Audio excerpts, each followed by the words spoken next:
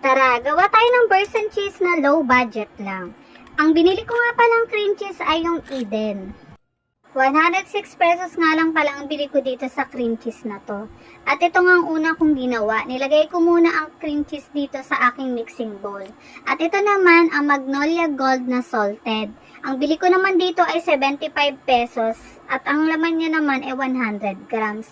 Nang mailagay ko na nga itong dalawang sangkap ay hinalo-halo ko lang yan para mag-combine.